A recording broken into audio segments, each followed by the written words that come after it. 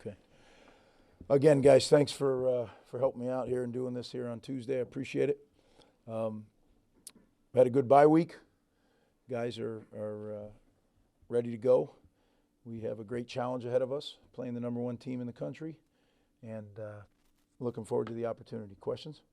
Get the obligatory health question out of the way. How are the guys doing after the bye week, and can any of the guys who missed the last couple months come back that aren't listed as after the season?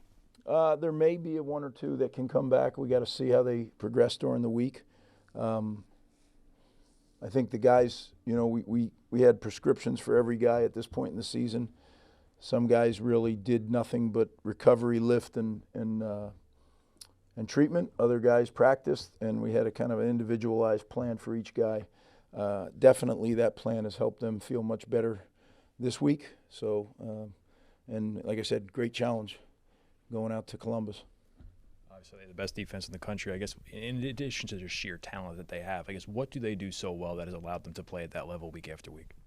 Well, you hit it on the head. First off, they're very, very talented. Second off, they are really well coached, so they execute very well. Matt Patricia has done a magnificent job. You can see his fingerprints all over it. I've known Matt for a long time, and it doesn't surprise me one bit. They have a very good coaching staff that is coaching very good players very well. So when you add all that up, it adds up to a very good defense. How much of a game changer can a bye like this be, right? 2 weeks left in the regular season when everybody, it feels like, is dealing with some sort of bumper bruise. Yeah, byes are a tricky thing, right? Like when you get them, you always say, oh, it's a good time, it's a bad time. It is what it is. Like I stopped trying to figure all that stuff out.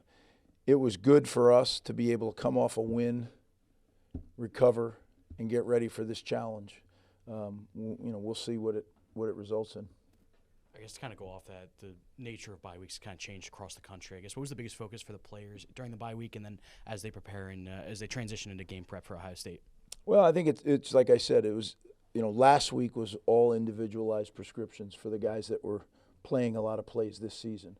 There's also the developmental phase that, as I mentioned to you guys, with all the injuries we've had, our developmental has suffered just a little bit because we have to make sure that we keep the scout team healthy enough to give us a good look. So last week was an opportunity to get some really good developmental work in with our younger players. Overall, I thought it was very helpful. Yeah, but we'll see. Antoine Raymond being named semifinalist for the Doak Walker Award. He took a little bit of a non-traditional path to get here, Canada, and then his school closing. What allowed him last year to kind of come in and be able to get so many reps and play as well as he did, in particular in that bowl game, and then ramp up to this year? Well, Antoine is certainly a very, very talented guy, right? So that's first and foremost. I think he had a great opportunity to come here and have people mentor him, right? Between Coach Shaw and between Kyle and Coach Shaw, I think he was really put in a position where he grew quickly. You don't always walk into a meeting room and a position room that is kind of staffed and has a veteran player like that. So I think, but really it's his talent and his want to, right? Like you could walk into that room, and if you're not mature enough or you're not hungry enough, the opportunity could just pass right by you. But that certainly wasn't the case with Antoine. I mean, he was chomping at the bit. And if you remember, he and Benji come the Minnesota game last year. They really stepped up, and then in the bowl game again. So in the games that Kyle didn't play. Coming off this bye week, you mentioned there's only 2 games left in the regular season. You mentioned the developmental phase as well. I guess in these last 2 games, do you foresee any guys that may not have had a lot of snaps so far get a little bit more run in the stretch of the season? Yeah, not from a developmental standpoint. If they can help us win, if we feel like they give us the best chance to win, then they'll play. The developmental stuff takes place out here on the practice field. Now, certainly there's no substitute for game experience, but we're never going to sacrifice, the opportunity to win a game to just have development on the game field. That's what practice is for. Jeremiah Smith's being talked about as one of the best players in college football, maybe the best wide receiver in quite some time. How big of a challenge does he pose? Yeah, he is a fantastic talent. I mean, he's big, he's strong, he's fast, he's detailed, runs great routes, great catch radius. The last 18 targets, he's caught them all.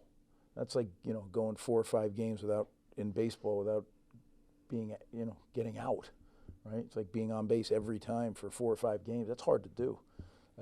Certainly it takes a quarterback throwing you the pass, which saying is an excellent player, my goodness. But, you can really say that across the board on their football team. They're an elite level team. That's why they're number 1. That's why, I was reading a stat somewhere. I think it's like since 2014, 90-something and 9, right, in Big Ten games. That's pretty impressive.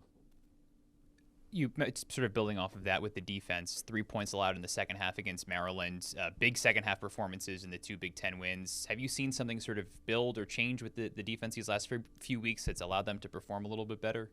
Well, we're making improvement at some things that we weren't doing as well at the beginning of the year, and we've continued to do that in the bye week and in the last 2 practices. Again, I don't know what that will amount to Saturday. We're going to find out, right? That's why it's such a great challenge and such a great opportunity. But as was mentioned, they have elite players at every position offensively and elite players at every position defensively.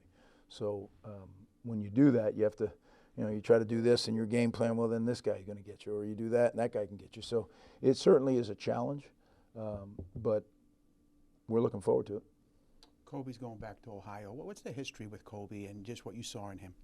Yeah, I mean, we really liked him in high school, and boy, are we glad we got him. He's been a great player for us and a great teammate for us. Great guy to have on the squad, and I really think has come into his own as a player. So yeah, I'm sure that's exciting for him going back to his hometown. But again, all those things have to be kept in perspective, because anything that can get you off your chop could be a problem, right? Use it as fuel, but don't let it be a distraction. Final question. In Columbus, the Mission game, the game is the biggest thing in town for all year. Is there any benefit to being the team that plays Ohio State the week before the game? I'd love to tell you yes, but I don't think I can tell you that, because historically, when you look back, there hasn't been any kind of significant better or worse in that game. And I look at this team that they have put together out there now.